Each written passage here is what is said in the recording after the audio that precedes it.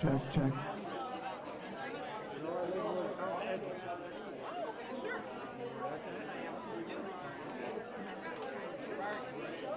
All right.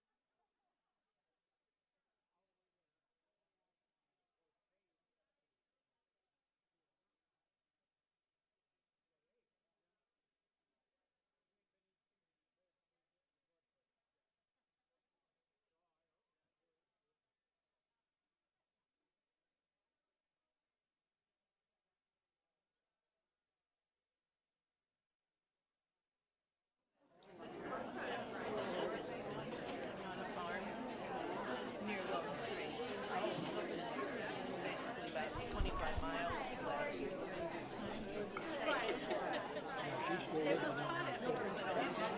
grew up on a farm. I just want to make a great place to raise a family. It is.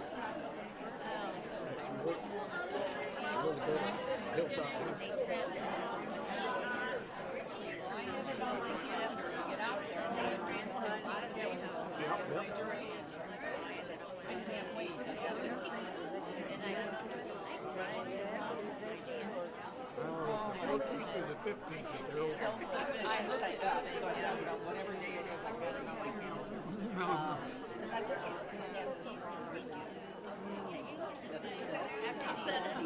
Farms getting combined into big farms and most of the farmsteads getting torn down.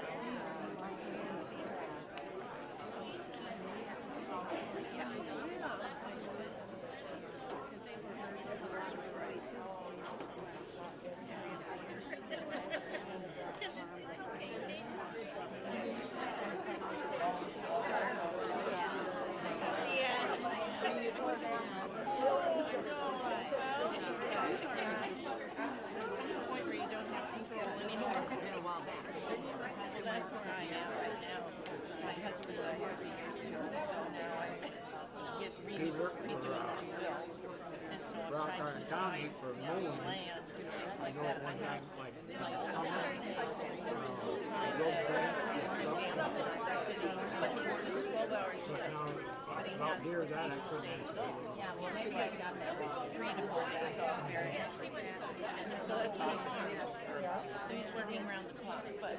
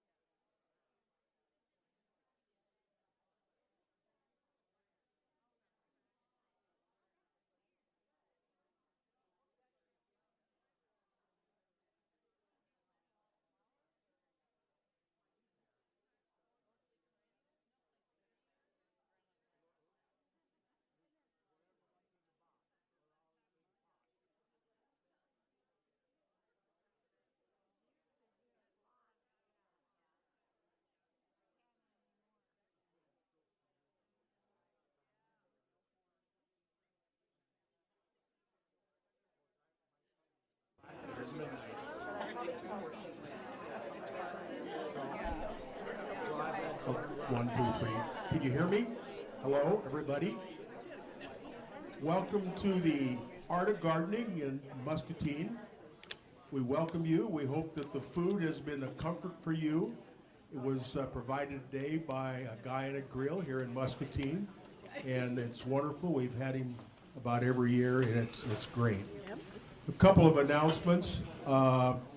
If you were in the Gardens of England, which was just the last session, somebody left a cell phone there. So if reach for your cell phones. If you're in that particular class and you're missing it, we have it here. I don't have it, but a lady here, the lady in the back of the room who's waving, and she would call you if you could have it. We've been doing Art of Gardening now probably between 12 and 15 years. It's hard to remember. When we got to start, I was a lot younger then than I am now, but that's okay. We've enjoyed it every year. This year we have 30 presenters, 30 different classes that you could go to. So we've widened the perspective, tried to get something in every category possible. And then we wanted to try to get together to eat as much as we could so we could hear a featured speaker that we have today from Iowa State University. And so not everybody could be in this room, but we have a room off to the side down here that's got really comfortable chairs in, although these are pretty comfortable. We thank you for coming. We want to do this every year. We have 120 people here. That's as many people as we could serve in this room here and in the other room. So otherwise, we normally have had as many as 160. I want to introduce the speaker today. We feel very, very fortunate to have a speaker of his renown. His name is Aaron Stile. He's from Iowa State University, and he majored in horticulture, and that solidified his idea of what he wanted to do. But really, he started out as in 4-H when he was very young as a child. He's now the assistant director of this wonderful Ryman Gardens at Ames, Iowa, and that's a formidable task, and it's a beautiful, wonderful place to go. Overseeing 17 acres of inspired landscaping and floral designs that range from rose gardens to water gardens, a butterfly house, wonderful butterfly house, and seasonal indoor and outdoor art exhibits. He's also the co-host of Gardening with Style. His show aired on Iowa's PBS during the Festival 2020, their fundraiser, featuring short episodes that capture current topics in gardening, starring alongside Iowa State professor Cindy Haynes. Style walks viewers through ins and outs of indoor and outdoor gardening, how to save your air plants from rot, creating a designer-worthy terrarium, and sources for buying hardy floral local plants. Just a few of his topics. Gardening is one of the few things that hasn't been canceled in COVID-19. It's been proven that gardening makes you happier. There's a scientific study that shows gardening improves your mood and your health. You wouldn't be here if you weren't interested in gardening. And today I'm pleased to present Aaron Stile from Iowa State University. Aaron. Thank you. I am going to see if I can use this. Hopefully folks can hear everything okay. Nope.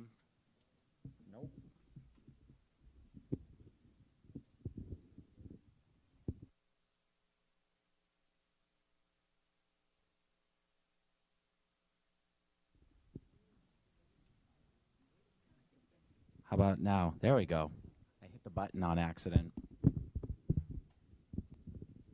Okay, so thank you again for the opportunity to come and talk to you today. I am real happy to be able to talk to you about waking the garden for spring and getting your garden, the things that you can do from about mid-February until the very first part of May. Some of the things we can do in our gardens to get ready for our gardening season. And a lot of the stuff that I'm going to be talking about here today, actually, most of it is kind of March and April focused. So we're like right in the middle of it.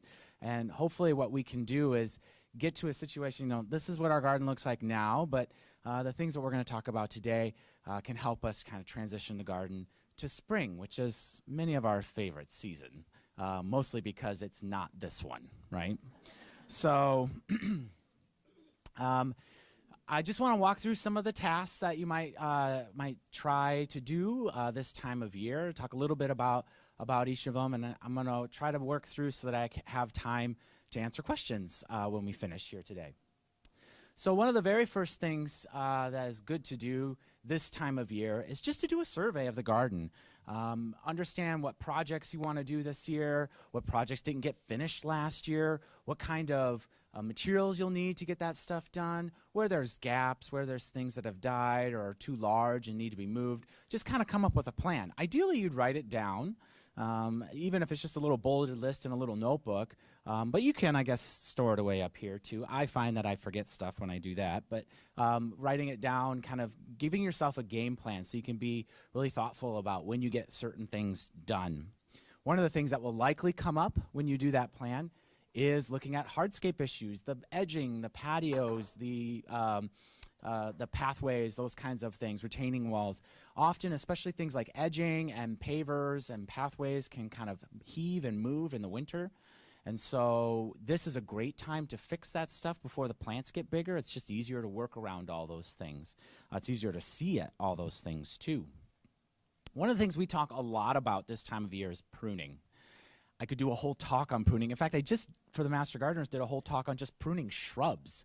And it was a whole hour. So I'm not going to be able to cover all the details of pruning, but I want to give you kind of the general highlights of things to consider when we're pruning. Ideally, when we're pruning our woody trees and shrubs, nearly all of them this is a good time to do it. Kind of late winter, early spring. A few exceptions I'll talk about in just a second. Our start should be to remove the dead, the diseased, or the damaged material. And then if we still have some space, we haven't removed more than about a quarter of the shrub or tree at that point, we can then move on to the deficient things like double leaders, crossing and rubbing stems. There's still room to remove some things, again, not moving more than about a quarter, ideally. Then we can start doing things to make it kind of shape the way that we're hoping to see. When we talk about pruning with shade trees, some things to keep in mind is this is a great time of year to prune our shade trees, and a lot of times we like to use the 3-cut method to do that, and that helps us prevent kind of tearing or ripping. A pruning cut is a wound, so we want to make it as small as possible and as safe as possible. And the 3-cut method is one of the best ways to do that. We're not going to use any pruning paints. We're going to make sure we don't make a flush cut. We're going to leave behind that root or the branch collar and the branch bark ridge, because those are the areas within the plant that have the cells and those things that are needed to seal off that area as quickly as possible, which is our goal in pruning. We want to focus, especially with shade trees, we want to focus our efforts on those trees that are relatively new in our landscapes. Those that have been planted within the last 5, 6, even 7 years. If we can focus our efforts and do a good job of setting that tree up with good architecture branching, nice strong central leader as much as you can. Some trees really fight you on that, but as much as you can, get a nice strong central leader. We can set that tree up for 60 plus years of rather minimal maintenance and pruning. If we ignore those first few years, we often run into some challenges later on that are much more difficult to deal with when the tree is larger. So really focusing our efforts, and we're often very tempted on those young trees to limb them up as quickly as possible because, you want to get the mower around it. You don't want to get hit with branches and that kind of thing. But ideally, we're going to leave lower branches on as long as possible because those branches are helping develop that lower trunk very nicely. And when we stand back and look at the tree as a whole, we want 2/3 or more of the height of that tree in crown. So a smaller tree, that means the branches are going to be relatively low. If you're having trouble getting around it, say for mowing, then just make a mulch ring around it. The tree would love that anyway. So, and it'll make maintenance a little easier too until you can limit up a little bit more and make things like mowing a little easier. With our shrubs, our deciduous shrubs, most of them are nicely pruned this time of year. One exception to that are spring blooming shrubs, things like forsythia and lilac. They can be pruned right after they finish flowering if you want to maximize the flower display. But you can also prune them now. You just won't maybe have quite as many flowers. When we do our pruning on shrubs, there's kind of 2 major types of cuts. We can do a heading cut that goes back to a bud, and it forces a lot of vigorous regrowth. When that happens, it often changes the shape of the shrub, which is maybe something we're looking to do. The other type of cut we can make is a thinning cut. This is where we remove the entire branch at its point of origin. And there is a little bit of regrowth when we do a thinning cut, but it's not nearly as vigorous, and often does a better job of maintaining the natural shape of the shrub. My goal in pruning shrubs is often to keep the natural shape, because that's usually the most easy to maintain, and it's often one of the more attractive forms it can be in. So I like to use thinning cuts. When we have a cane-type shrub, or like a suckering shrub, things like red twig dogwood, arrowwood viburnum, those we would remove branches. With a thinning cut, we would remove branches all the way to the base of the shrub, near the ground level, within a couple of inches of the ground. If we have a more kind of architectural or framework type shrub, things like burning bush or panicle hydrangea, we would find the branch and remove it back to wherever it kind of originates from, if we're trying to reduce the size or width or something like that. When we're talking about pruning roses, there are a couple of different types of roses. Most of us are probably growing shrub or landscape roses, things like Knockout, Carefree Beauty, all the Easy Elegance roses from Bailey's Nurseries that we find often in our garden centers here in the upper Midwest. These roses are very easy to grow, and we will prune these this time of year. Almost all roses will have a little bit of winter dieback, so we often wait until they just start to leaf out to see what has survived the winter, and then kind of prune it back to that point.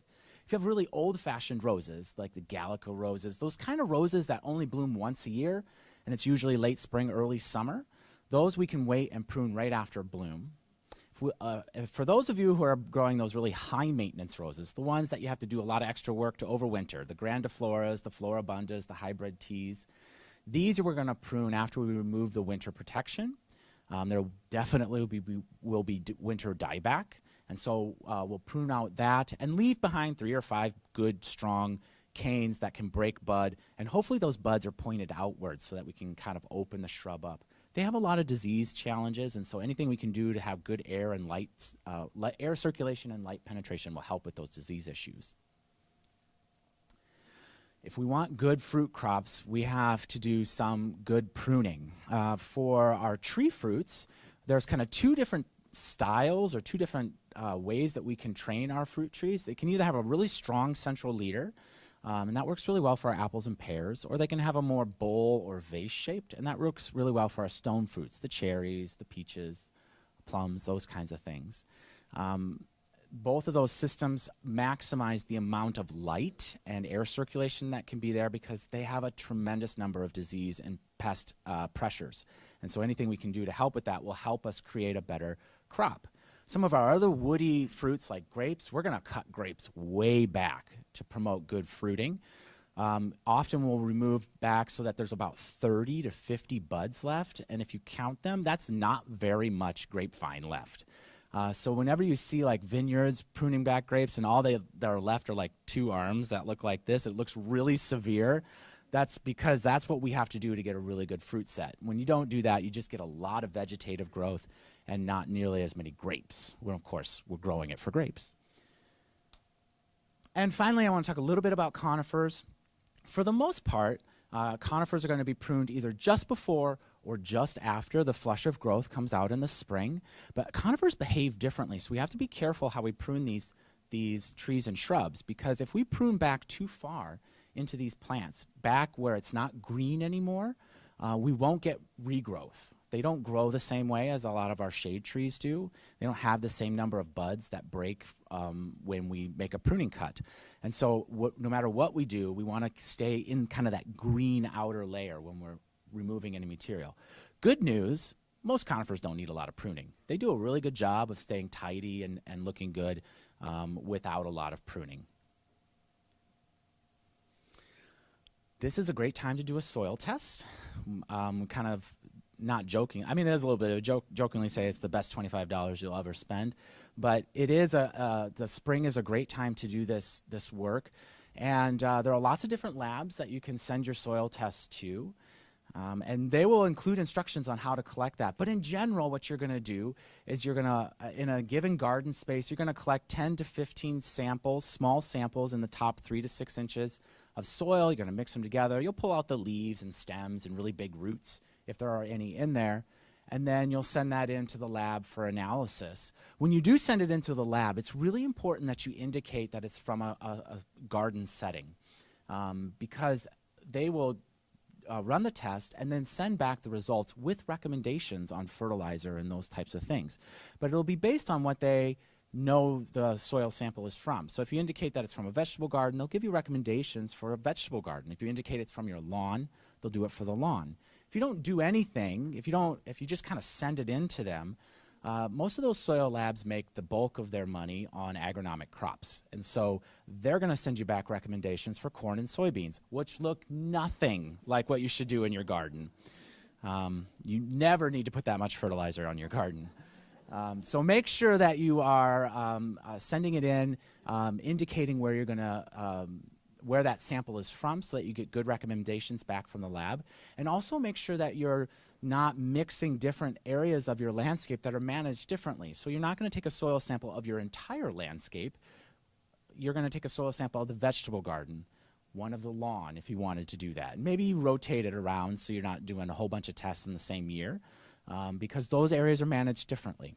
So we want recommendations based on those uses. Spring is a great time to get equipment ready. This is where you get your rain barrel out, you clean out your gutters, you pull out all the containers and clean out the bird bath and get the water feature set up, all of that kind of wonderful stuff this time of year. It's a great time to clean and disinfect containers if you plan to reuse them, which is a great thing to do. Just use a solution of 10% bleach and let it soak for about 10 minutes and then wash it in soapy water and you're good to go. So that can be a really great thing. It's also a really great time of year to tune up the lawnmower and some of the other kind of gas-powered equipment you might have and sharpen the blades on your mower. You can see there on that bottom center picture, when we don't have nice sharp blades, we kind of rip and tear grass instead of cut it, leaves brown edges that don't look as good, and also makes it more prone to potentially having disease issues. And so we don't want to do that. We want a nice clean cut. We also want to sharpen a lot of our other tools, pruners and shears and those kinds of things. And one of the things that we sometimes forget about but makes a huge difference in our garden is sharpening cultivation tools, things like hoes and spades. A nice sharp spade is awesome. And so taking an afternoon to resharpen the edge of that spade can make the first couple of plants you'll love planting the first couple of things because that spade will go right into the ground. This is also a good time to remove winter protection. So many of us will put things out to protect our shrubs and trees from rodents and rabbits, tree wraps and fencing material. We don't want to leave that stuff on year round. Not only is it not very attractive, but we do run the risk of leaving it on too long and getting girdling or kind of strangulation as the tree grows and outgrows potentially that if we left it on. So we want to get that stuff removed. Usually around the first mid part of April is a great time to get that work done. This is also a good time of year to remove those mulch blankets that you might have put down on certain perennial beds or around your roses, that kind of thing. Although many times it'll take more than one day to get that work done because you'll pull off one layer and it'll still be frozen underneath. So you have to wait a couple of days or maybe do it next Saturday and pull off the next layer. You don't have to remove it from the garden. You can just get it off to the side and use it as mulch in between the plants. Or if you're a super tidy person and you can't stand it, you can remove it from the garden, put it in your compost it, and then bring it back in to amend the soil. The last thing related to this that is a really nice thing to evaluate in the spring is newly planted trees that are staked. So typically we don't need to stake trees. But if they have a really small root ball or if they're in a very exposed or windy location, it can be beneficial to give them a little extra support. But in almost all cases, 1 year is plenty. We want that tree to move around a little bit. It helps develop good root system and a good kind of trunk taper and nice strong base. So most of us do our tree planting in the spring, so this is a great time to evaluate and probably remove that stuff. If you did something in the fall, if you planted in the fall, you might leave it on for this next year, but then you'll definitely remove it the following year. We've all seen, it usually happens in commercial landscapes. We've all seen those trees that have been staked for like 6 years, and then the wire is like embedded inside, and that's bad news for trees. That's essentially like having your neck kind of cut off by a wire. Not a great situation. So we want to avoid that, of course. Hardwood cuttings are those cuttings that are taken from material that is 1 year or more older. And this is a great time of year to propagate those shrubs, things like willows and forsythia that do really well from hardwood cuttings. So we could collect that material actually while it's dormant this time of year. And we have two options. We can collect that material and then stick it inside and root it indoors. Or we can collect the material and hold on to it like in the refrigerator with some kind of moist or damp paper towels to keep it from drying out, and then stick the cuttings outdoors in spring when it gets a little bit warmer. But dormant material is a great place to start if this is a project you're thinking about trying. I talked a little bit about tree fruits earlier when we talked about pruning, but without management, tree fruits don't produce very well. They do absolutely require, because there are so many disease and pest issues on apples and pears and cherries and peaches, they do require more maintenance and management than other plants. And often that means spraying for those diseases or insects. And you can use organic sprays, you can use more conventional sprays, whatever feels comfortable for you. But one of the most important of those sprays is a dormant oil spray, which happens before they begin to bud out. But the temperatures outside are above freezing. That can be a really great spray for getting ahead of a lot of the insect pests that we see in things like apple. So this is, we don't want you to forget about that. And many of the sprays that we're putting on these fruit trees happen in the springtime, and the timing is super important. Dormant oil has to be done before they start to bud out or before they start to get little green tips.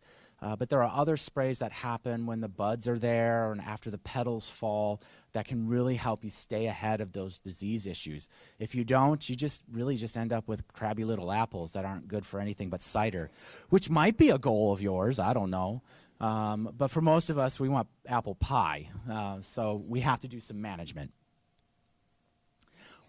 This is one of the best parts about spring, and this is probably the one thing I could have left out of this presentation and you would have still done, is start seeds indoors.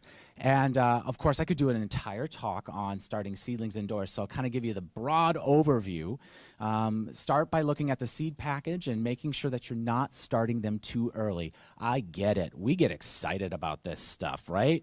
But if you start those seeds too early in the spring, you'll end up with lankier, taller plants, and they don't transplant very well into the garden. Our goal for growing seedlings is short, stocky plants, because those are the ones that transplant best in our gardens once we get them outside. So starting them too early is one of the most surefire ways of getting tall, lanky plants. The other thing that will get us tall, lanky plants is not enough light.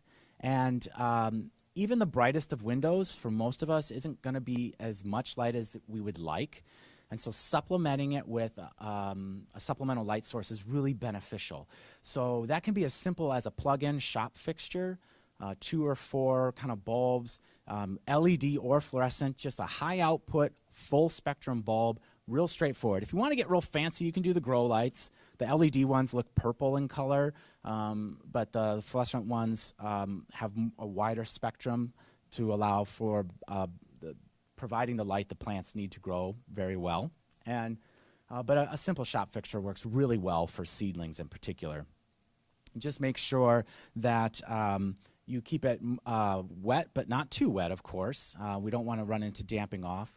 While seeds are germinating, we want to have the humidity very high and the soil as warm as we can get it. Even using a heating mat can help with that. But once those seedlings germinate, we can take the dome off, we can take the bag off, so that we don't run into issues with like damping off and some of those other things that can be really destructive early on when we're starting seeds indoors. But making sure that that light is relatively close to those plants is really important too. You can see that's about 6 to 8 inches away, and I'm going to move it as those plants grow. I'm either going to put the light on a chain so I can move it up, or I'm going to put the tray on blocks or bricks so I can pull them out and move the tray down.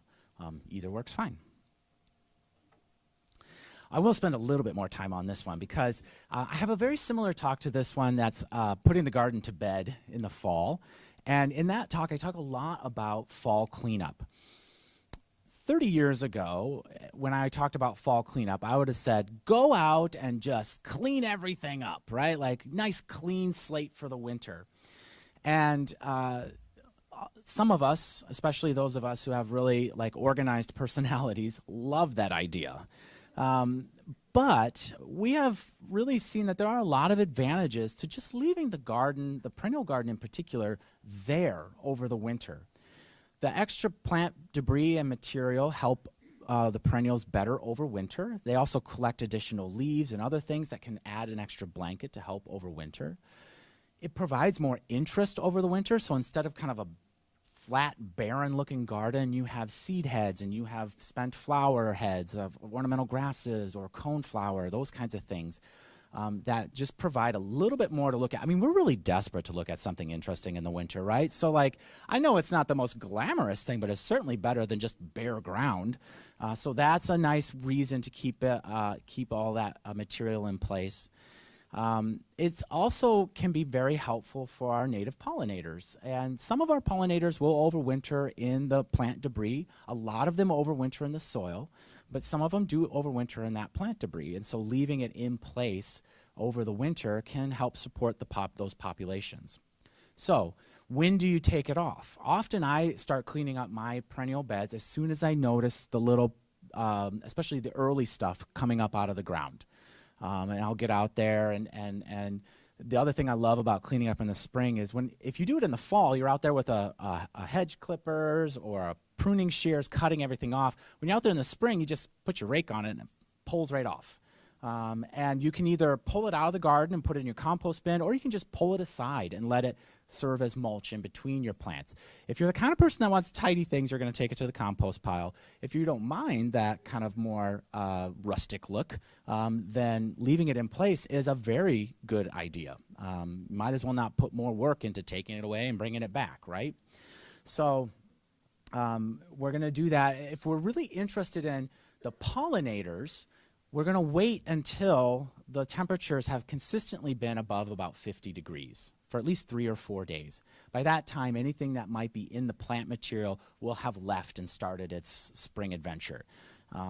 There's been some research that shows, or there's been a little bit of research on this, because this has been something that many of you have probably heard in the last couple of years. It's a big kind of movement for a lot of especially folks who are promoting pollinators. And what little research we have about this shows that it actually does not impact pollinator populations as drastically as we would hope it would. And when you really think about it, your small perennial garden, based on the entire population of pollinators in your area, is going to have a very little impact on that population. So if you have to do it sooner, you don't have to kick yourself over that. It's okay. But every little bit helps. So if you can wait, then absolutely do that. While you're cleaning up in the perennial garden, it's a great time to divide and transplant if that's something you want to do. When we transplant shrubs, woody shrubs and other woody plants, doing it while they're dormant is ideal. So as soon as we can get a shovel in the ground, as soon as the soil is not frozen anymore, before they leaf out would be the time that we would transplant those woody plants. For our perennials, I like to wait until they're just coming up out of the ground. You can see where the plant is, so you can easily dig it up. You can divide it without all the foliage being in the way. And then when you put it in its new location, it fills out very nicely. Those of you who have divided hosta in late spring, early summer know that then you have a half a hosta the rest of the season.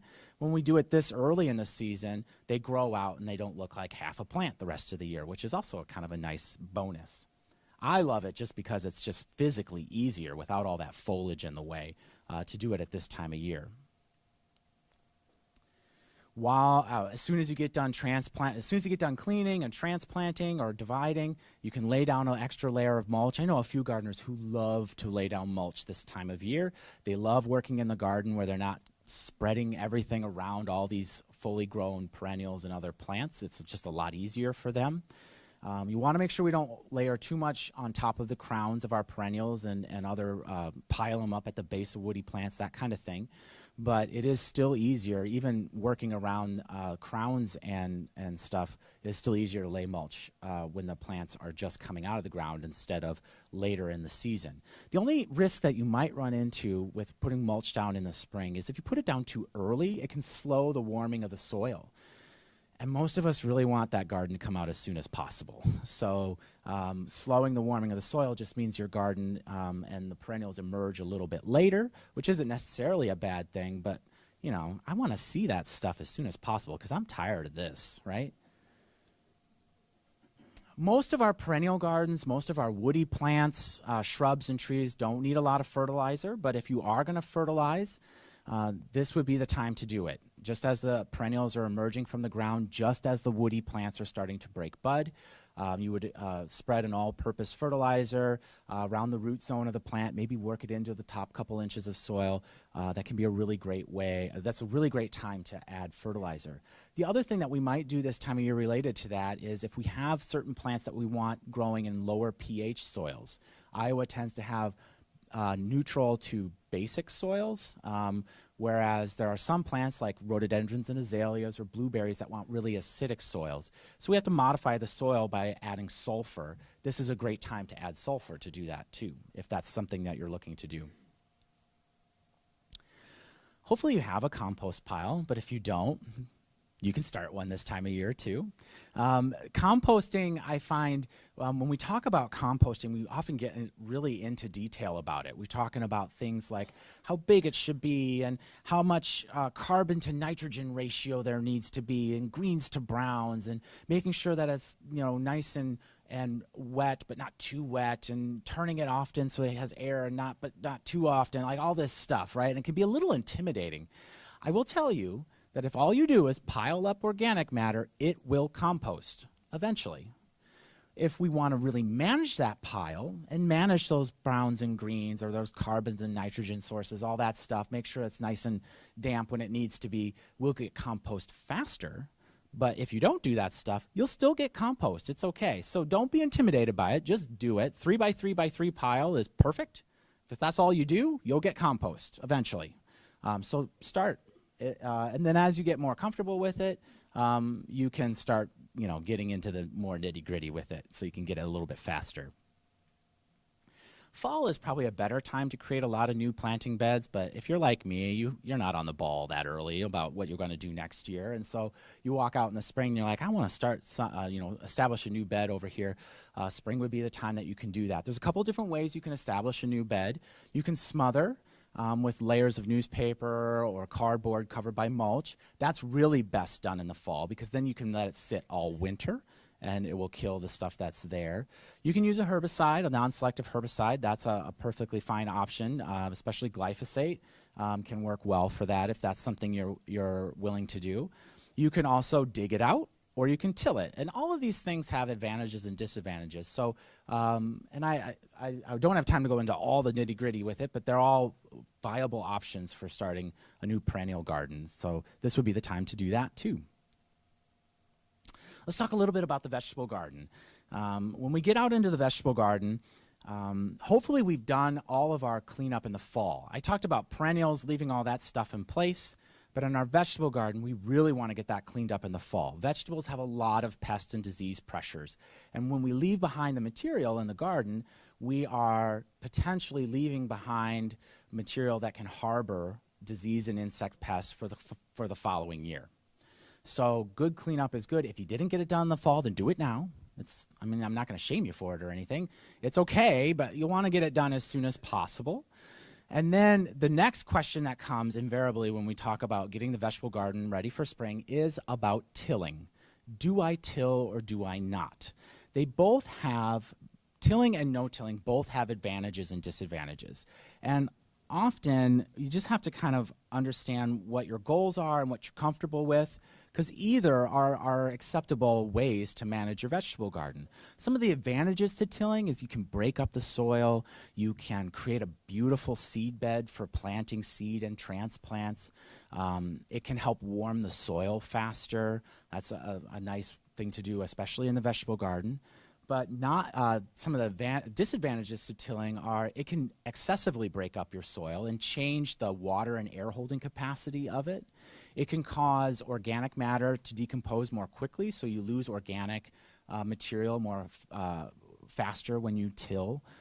You can create a crust on the soil unintentionally when we till, which can inhibit the movement of water and air through the vegetable garden.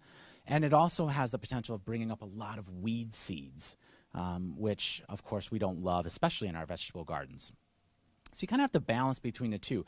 I find that, especially for those of us that have relatively small vegetable gardens, somewhere in between works really well. Just a light turning of the soil with a garden fork or a rake can get a lot of the advantages, like creating a nice seed bed, without a lot of the disadvantages, like bringing up all sorts of weed seed.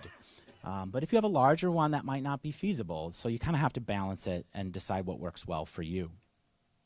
The last thing we'll do in the vegetable garden is make sure that we set up any of the systems that we want in place for the rest of the season, like soaker hoses or drip irrigation systems that will make our lives way easier later on in the summer. Vegetables will need irrigation at some point every year. Some years it's way more than others, but if you want good crops, you will have to irrigate some. Even if it's only at transplanting, you still need to irrigate. So setting up those systems can be an efficient both in water use and your time for the rest of the growing season, which is nice. And I will tell you, every year I don't set up my soaker hoses in my vegetable garden. Those are the dry years. And the years that I do set it up, I barely use it. So you'll know if I got mine done this year, because if it's really dry, it means I didn't get it done. Once we have the vegetable garden ready, we can get started right away with cool season vegetables: the spinach, the lettuce, the radish, the beets. These, the cole crops, broccoli, cauliflower, cabbage, kale.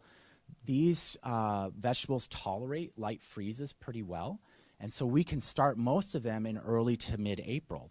Some of them we can even get the whole cycle through, especially things like radish and lettuce, even sometimes peas. We can get the whole cycle through before we even need to plant our warm season crops like peppers and tomatoes. And so we can get twice as much out of our garden by utilizing cool season vegetables. Oh, it's also the time to plant potatoes. Potatoes aren't necessarily cool season, but we got to plant them early. And one of my most common questions is, should I plant potatoes on Good Friday? And the answer is, if Good Friday is in mid-April, then yes. Otherwise, it's mid-April. Spring is also a great time to be thinking about lawns. Well, we do think a lot about lawns in the spring because it's one of the first things to green up. And really show us that spring has arrived. The grasses we grow in our lawns here in Iowa are cool season grasses. They love cooler temperatures and the abundant moisture we typically have in spring. So they green up and grow, get started really quickly in the spring.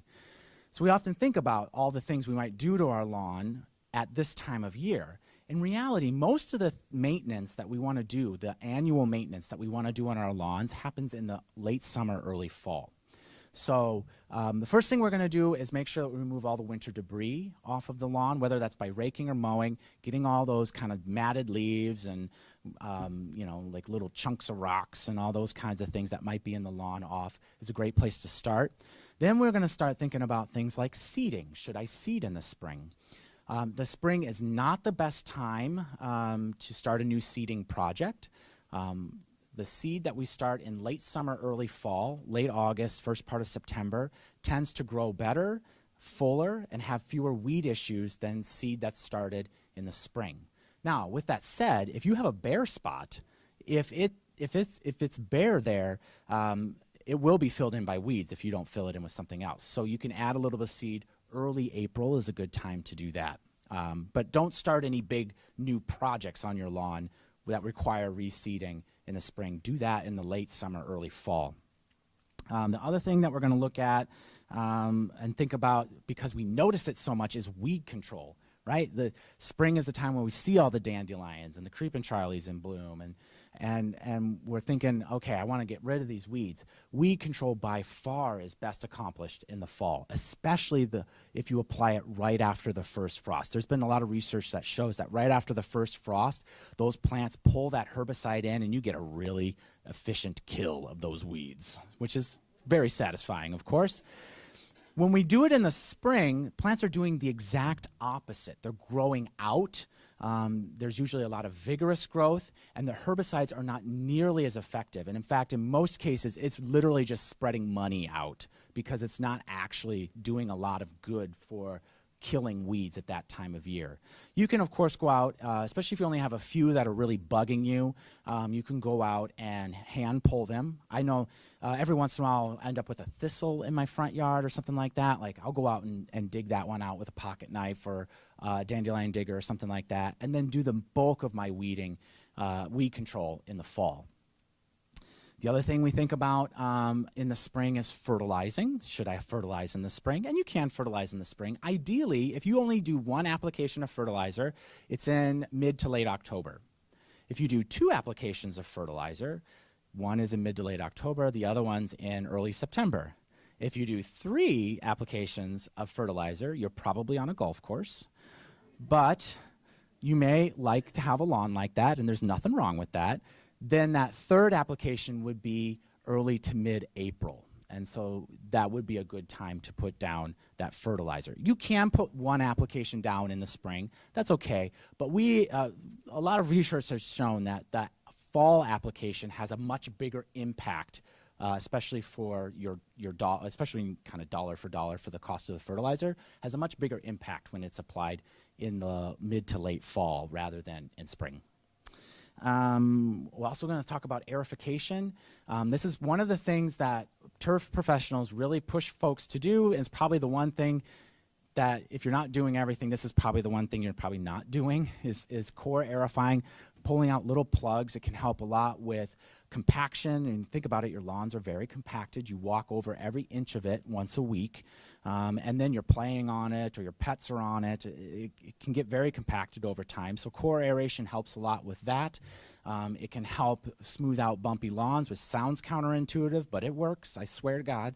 It can help break up thatch layer, that kind of thing.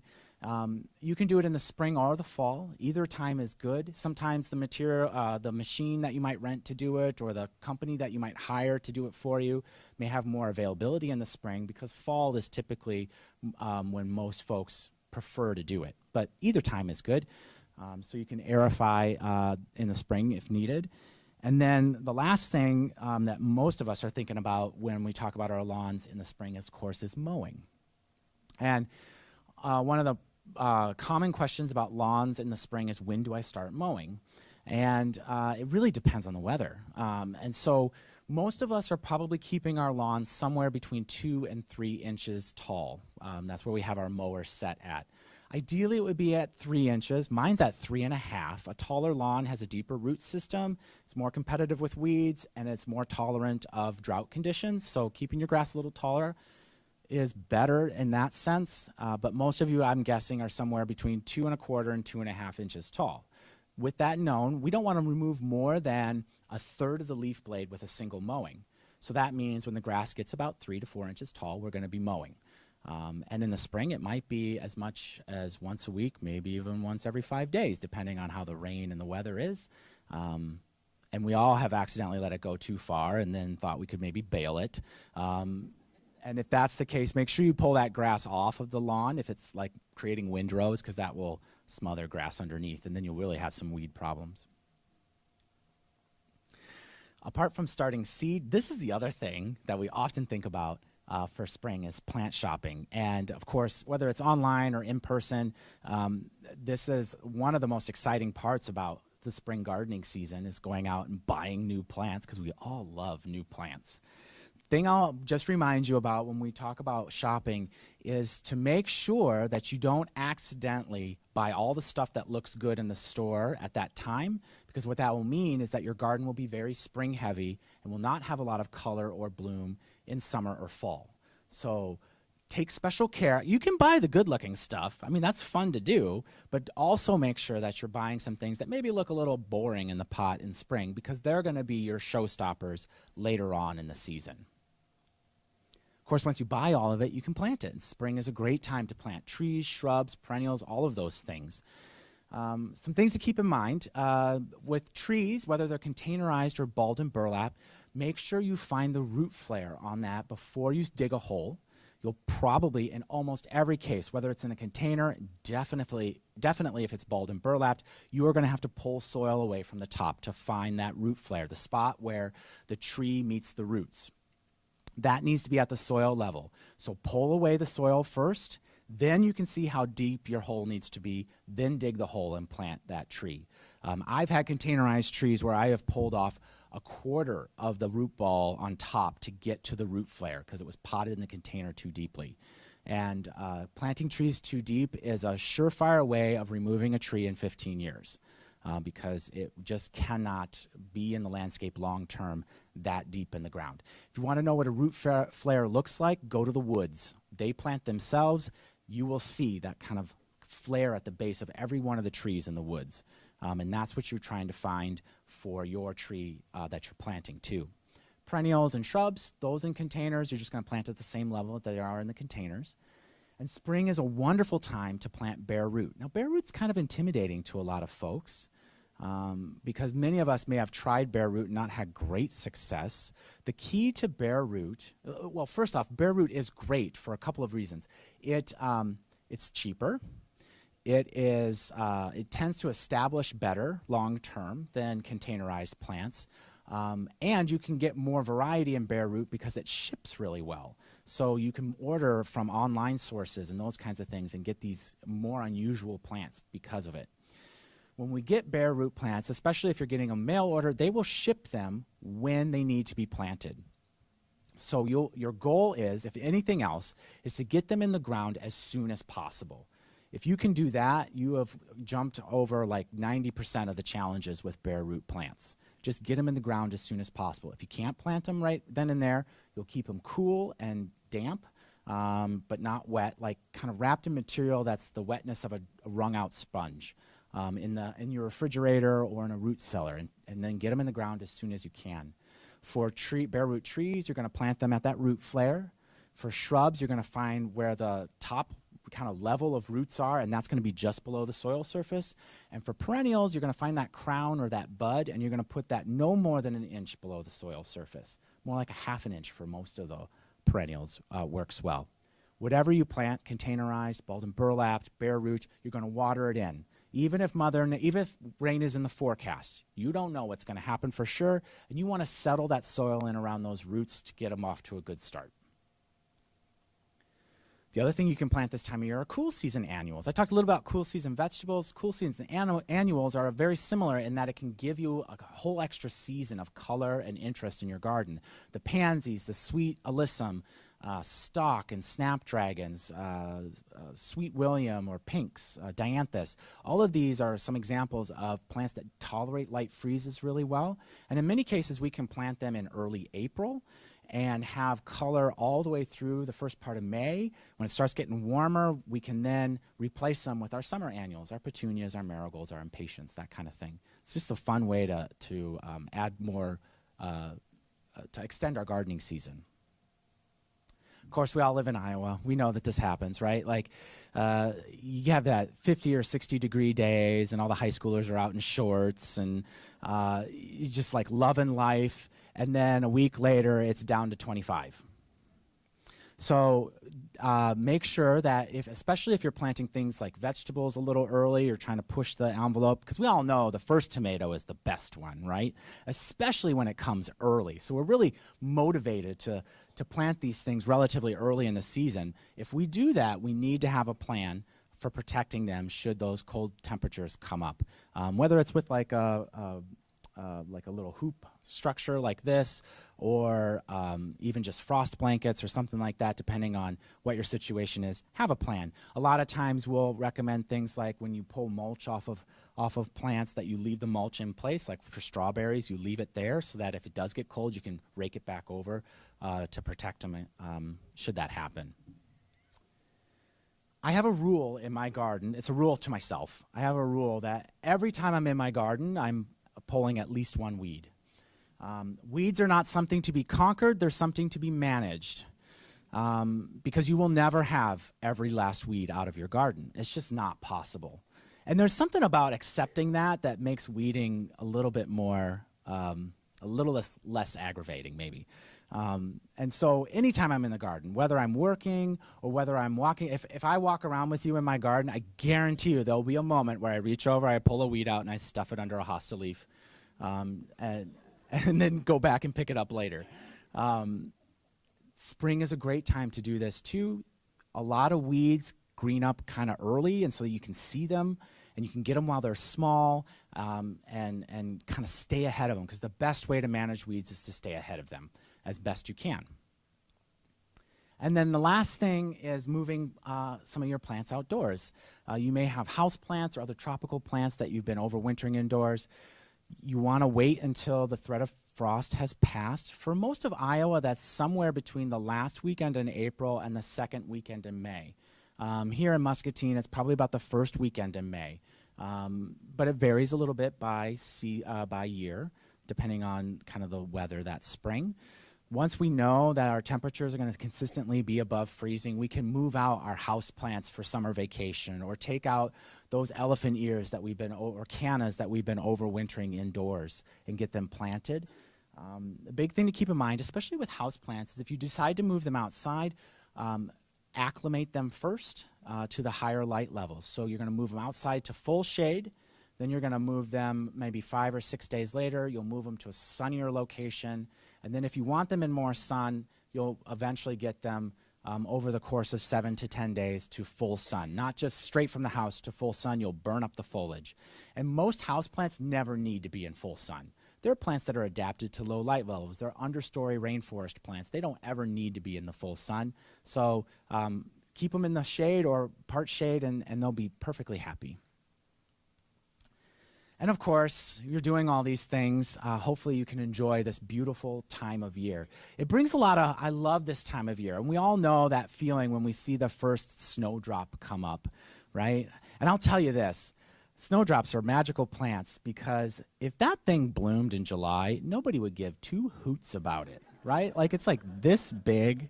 But boy, when we see it at the end of March, we're just like, yes. I am so happy. In fact, a galanthus is the genus name. There's a term called a galanthophile, because they love snowdrops. And I'm like, if snowdrops bloomed in the middle of summer, there would be no such thing as a galanthophile. But I love this time of year because of things like that. The beautiful colors that come out. It's getting warmer. The robins come back. Just all of that stuff is wonderful. So don't forget to enjoy that, because that's one of the greatest things about being outside and gardening, is that you can take in those things. So I do want to say I work a lot with Extension and in providing resources for Iowans and for county extension offices. The website that's there is the Horticulture and Home Pest News site. There are thousands of news articles on that site specifically for gardening in Iowa, so it's a nice resource for folks if you're looking for more specifics about some of the things I talked about. I do have like 13 minutes, sorry, not 23, 13 minutes for questions. So I'm happy to answer any questions. I love questions. It's what I do all the time. Yeah. Preen. Oh, thank you. I forgot to mention that, especially with the lawn. So preen in garden settings, that can be put on when you do the perennial border cleanup, after stuff starts emerging. I forgot to mention crabgrass control. So I mentioned weed control in lawns. Thank you. The only weed control we'll do in the spring for sure is for summer annuals. Crabgrass is the main one that we're trying to avoid. Pre-emergent herbicides like preen or like crabgrass preventers disrupt the germination process. So our goal is to get it down before the seeds germinate, but not so far before that it washes away before the seeds germinate.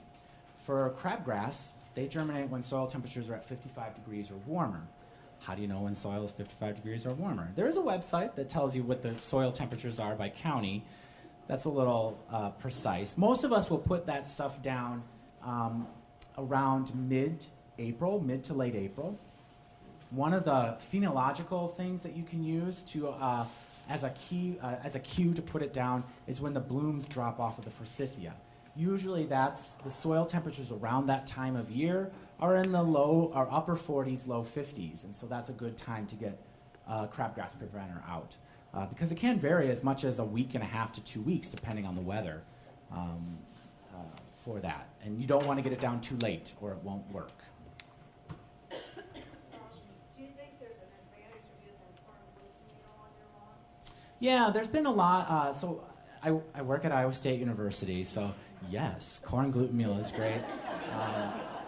Corn gluten meal, you use it, it can be used as a kind of a weed preventer.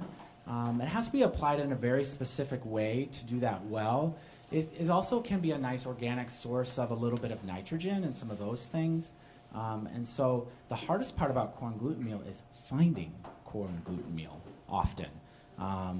But there is a lot of information, especially about the specifics of applying it in those on Iowa State's site. Because the joke there, of course, is corn gluten meal was as a weed preventer and as a fertilizer was really researched very heavily and introduced to the greater good by Iowa State University.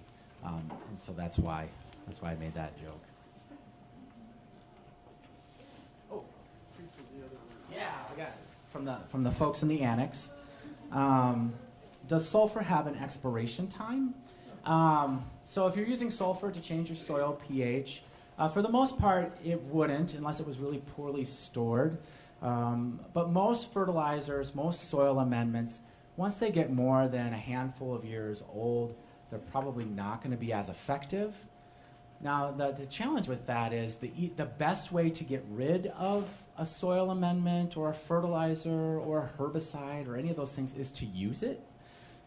That's the easiest way to get rid of it. So you can still use it. It just may not be quite as effective as it would have been if it were newer. So it's not that you can't use it. It just might not be as effective. Oh, blackberry and raspberry management. So I didn't talk a lot about pruning blackberries and raspberries, but essentially it depends on the type of raspberry that you have. We have two different types of raspberries. Some are what we'll call summer fruiting, and some are fall bearing or fall fruiting. The summer ones bloom on last year's canes, bloom and fruit on last year's canes, and the fall ones bloom and fruit on the current year's canes as well as last year's canes. So you have to know which type of raspberry you have. If you have the fall type, the easiest way to manage them is just mow them all off in the spring. Remove all the material, the new growth will come up, it'll flower and fruit later in the season. If you have the summer bearing type, which are officially called floricane raspberries, those you would remove any cane that was that had flowered and fruited last year down to the ground and keep all the ones that did not flower or fruit. And you can usually see the remnants of the flowers on those canes that had bloomed and fruited the previous year, and the other ones won't have those pieces. Blackberries are going to be very similar to the summer-bearing raspberries, but often we also tip back raspberries to promote more branching so that there's more fruiting potential. And you usually cut them back by about a quarter, I think, quarter to a third, to promote some growth and more fruit, hopefully.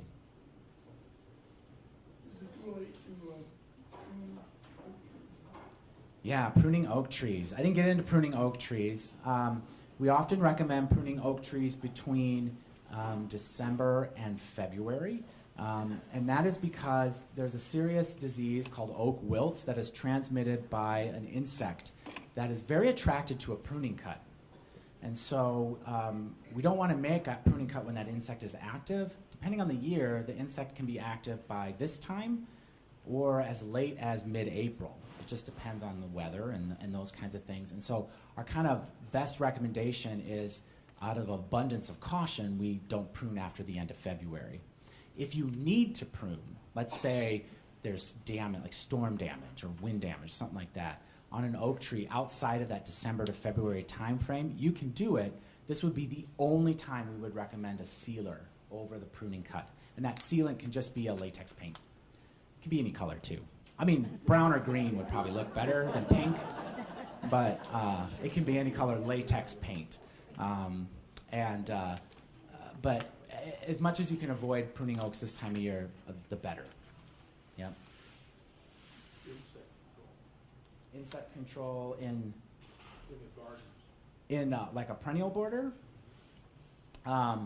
So most of that is going to be, most insects will impact certain plants or certain plant families, and then outside of that you won't see as much. Most perennial gardens, there are certainly well-known insects in the perennial garden like iris borer on iris, for example. Your goal with any insect management in any setting is to try to do something to disrupt their life cycle. So the best example I have of this is with squash bugs. Often the best way to manage squash bugs is to find their eggs and destroy the eggs before they hatch. They're really brightly colored, so they're easy to find on the underside of the leaves if you look for them, because once they become adults, they're like little armored tanks, right? You can't, I mean, even the chickens don't eat them. Like, they're just awful. So in a perennial garden, you'll want to identify those things that you've noticed in past years as potential issues, and then it's hard to make a blanket statement because every insect's going to have a slightly different situation in terms of its life cycle. Probably the most prevalent one that impacts the largest number of plants is Japanese beetle. I know you guys are familiar with Japanese beetle. I grew up in Dubuque. We had them there. We've had them there for a long time too. You go out to Sioux City, they don't know what Japanese beetles are. It's amazing. It's like a whole different world. Those insects can be really challenging because it is hard to find a time to disrupt their life cycle.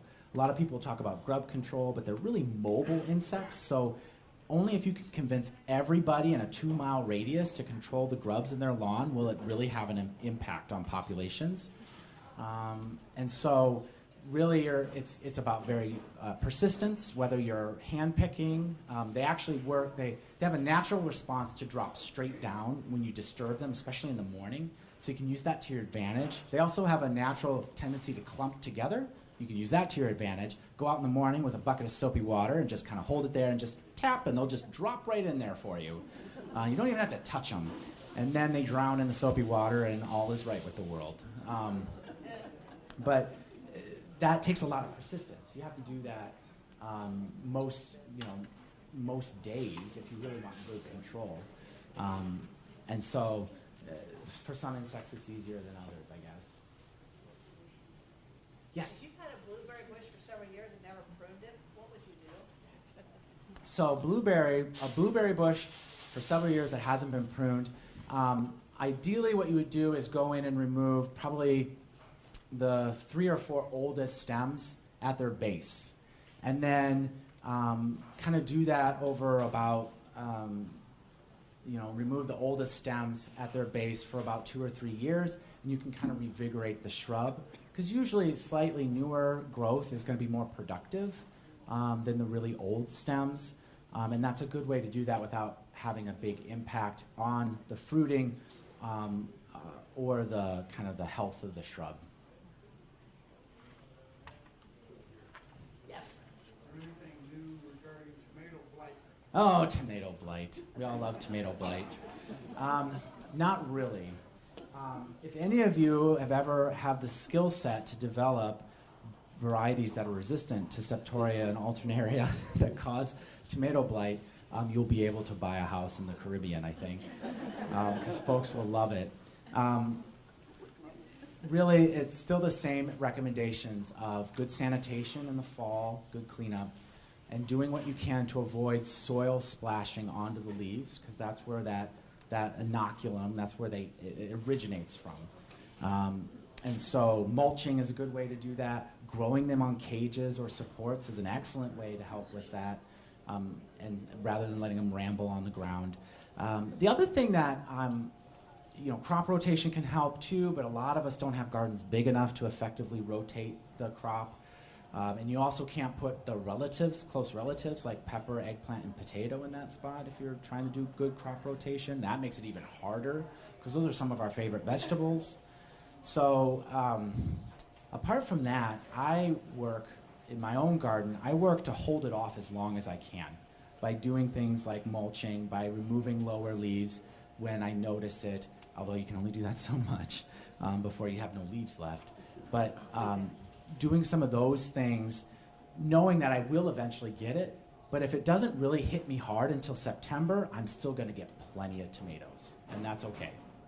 Not ideal, but you know, my vegetable garden's not being entered into any beauty contests, so I can accept that as a option.